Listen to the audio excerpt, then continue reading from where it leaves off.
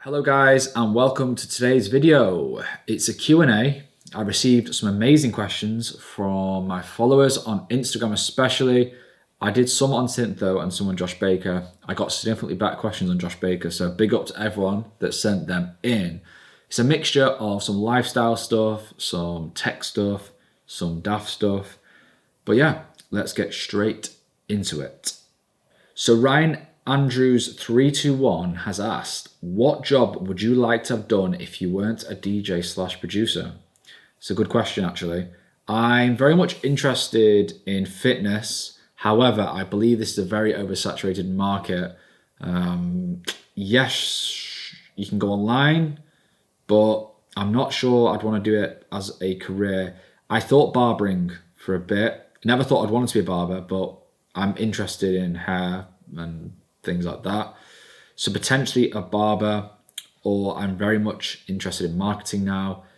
I do think I could probably do some kind of marketing agency thing now with the knowledge I've learned through everything through Syntho. But if Syntho and things like that didn't exist, I probably wouldn't have gained so much experience in online marketing. So it's kind of a thing where, because of doing what I've done this far, I've now got the skills to go and do other things. But for example, barbering, it's not scalable. So you can only ever cut one person's hair at the same time. So I probably would have done that, but then maybe learned to do courses and then just kind of followed what I did with Syntho. But for the barbering version, tutorials online, YouTube and all this stuff, just not about music, about that. So take that lesson away with you, whatever you're doing in life. Try and scale it online. So Nathan J. Casey, how to maintain self-belief as a producer and DJ? This is a good question. Again, I think lacking belief is a human emotion, which is probably quite good to feel sometimes. You may be feeling this because you're not actually that good. So remember that first. I'm not going to kind of wash over this and go, you can do it, you're amazing. You might be crap. So you need to kind of think, is this emotion real? Is it representing where I am right now? It might be kind of giving you a warning sign of like, do not go for it. But obviously a lot of people can get these feelings and they're actually quite good. What you've got to try and do is demonstrate to yourself that you can do whatever you want to do. So say you are a DJ and you've got a gig coming up, practice recording the mixes, then listen back and go, okay, was that good? And categorically, you should be able to say if it was good or not. Were the mixes smooth? Were the selections nice? And if it's coming from a producer standpoint, is the music you're making standing up against other tracks? So just mix them in with other tunes that you like. And if there is a noticeable drop in energy and things like that when your tune comes in, maybe this lack of self-belief is actually a defensive mechanism and actually good for you to think, you know what, I need to keep working and then I'll believe myself and I'm a bit better. Hope that makes sense. But I am very much for some of these negative emotions that we can get because I know they can be there to help us and spur us on. It depends how you channel this. Always try and use it to spur yourself on. So Danny Snowden DJ has asked, do you think it's better to try and get signed working with an agency, or are they more just for the admin side of bookings? Okay, so it's not an agent's job to get you gigs as such. They will deal with requests and get you bookings. They can obviously leverage their agency and their contacts to try and get you gigs, but it's not really their job to go out there and make things happen for you. This is really down to you, your releases, your music. I now have gone in-house with my bookings. Kurt does them. I've been on 2 agencies in the past. I personally have found they've not really been worth it. I've had way more bookings since we've got rid of the agency. Obviously that's because I am now growing as an artist at a rapid rate, but I don't think the fact that if I was on an agency now, like a big one, I would get more bookings. You've got to remember, on an agency, there are a lot of other artists there. You could be down the pecking order. Right now, I'm working with my best mate. He can message me on WhatsApp. We've just had this request. Should we do it? And within half an hour, we can confirm a gig. Whereas if you're on an agency, it may take 2, 3, 4 days by the time the agent's kind of got round to doing your emails and things like that. So they can be good if you've got no network at all. But for me personally, we've got a very good relationship with artists, labels, nights. We know a lot of people. So we don't really need to rely on an agent that much. So Kurt is now my agent, and we probably will develop this into an agency eventually. But for now, it's just us doing it, and it's working very, very well. Jude Curlis, What drove you to pursue music as your profession? Well, it was just a passion and curiosity towards electronic music. I went on a pair of decks and I literally went to my mate next to me. I'm going to be the biggest DJ in the world. I'm not joking. And then I ended up buying a pair of decks a few months later and I'm on that way. Maybe I don't want to be the best DJ in the world right now. It comes at a cost of what, 3, 4, 5 gigs a week. Do I want to do that? I'm not too sure. But I'm very much still addicted to playing records and absolutely love it. And I've not looked back. I would say this isn't for everyone, this career, so definitely think about the costs it comes with, traveling, loneliness, blah, blah, blah. We're not going to go into that today, but yeah, it was just a curiosity really. And I've very much always been an all-in kind of guy that if I want to do something, I've just gone like, right, I'm going to do this. Kind of like with the YouTube thing and things like that. I'm like just doing it, and believe in myself that I can do whatever I put my mind to, as I'm quite self-disciplined. So it was just, it felt natural to go for it, as it really ignited a fire inside me. So yeah, that's the answer. So DJ CeeLo has asked how to make it in the industry, but this is especially for an artist coming from small countries. Well, my friend, you are lucky that the internet exists. You can connect with anyone, anywhere, anytime through the power of the World Wide Web. Obviously, I spoke about this in the latest podcast, nothing beats human interaction, but you can still send music, message anyone in the world. The advantage of being from a small country could be that there's not actually many parties established where you are. So this could be a gap in the market for you to grow something. People get this mixed up a lot. They're like, I wish I was from this city or that city because there's loads of parties. Yes, but there's loads of competition as well, my friend. You may actually be better being from a smaller place with less competition and people are more open to hearing new things. My biggest regret, maybe not biggest regret, but I wish I'd done more parties in my local area right at the start, because people would have come to them. I probably would have made okay money and it would have given me experience on the decks and I could have grown something a bit more organically in the earlier days. So if you're from a small town, try and find the positives. Is there a small little hall, little bar, little venue? You can start building something and think about this kind of, there's no competition around here, so I could be the face of wherever I'm from and grow it from there. So this one is from, I didn't save the name. I think it was, I'll have to find out. What was something you found along your journey that didn't actually live up to what you thought it would be? Delusions of grandeur, almost. I'm not sure how you pronounce that grandeur bit. So I've been speaking about this bit on the podcast. I had this idea at the start that the bigger the gig, the better it felt.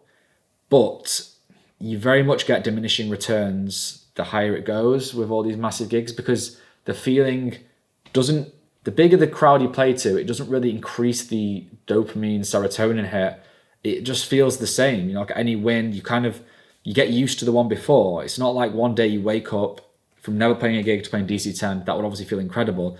Each gig you get feels great, but the increase in feeling is quite consistent. And maybe towards the top, it actually gets even smaller. And there's a graph on income. They give an example that money coming in makes you happier to about 80k a year, and then it starts to tail off because you can't just keep getting happier and happier and happier and happier. And I think something similar could be with gigs.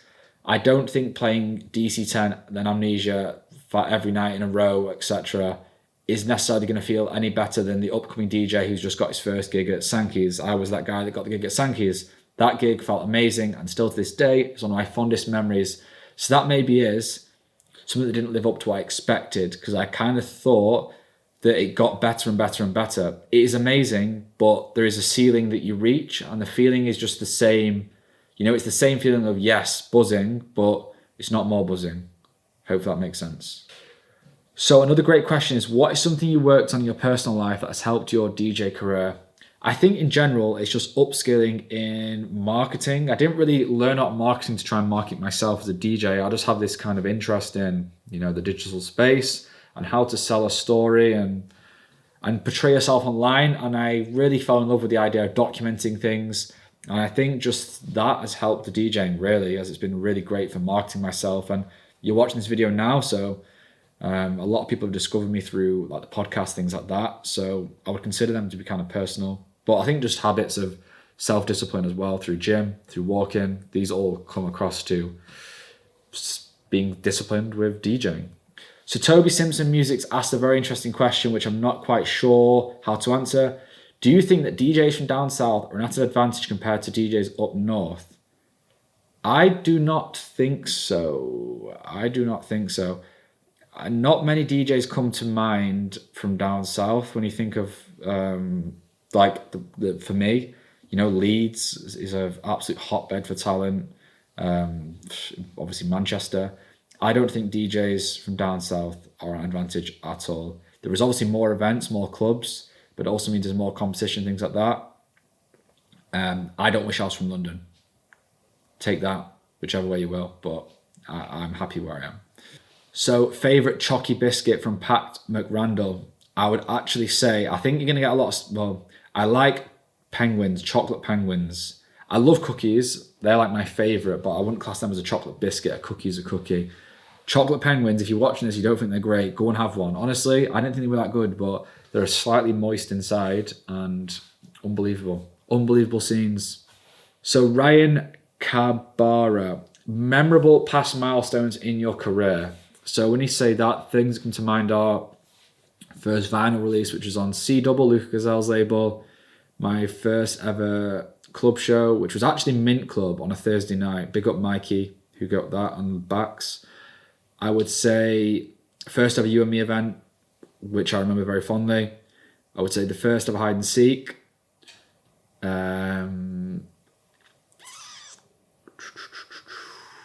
Yeah, I think they're big ones. And you've also asked 5 music-related goals for the next year. I think grow my TikTok to 10,000 within the next year, I would say. I would like 10k subscribers on YouTube in the next year. They are music because it's part of the marketing ecosystem.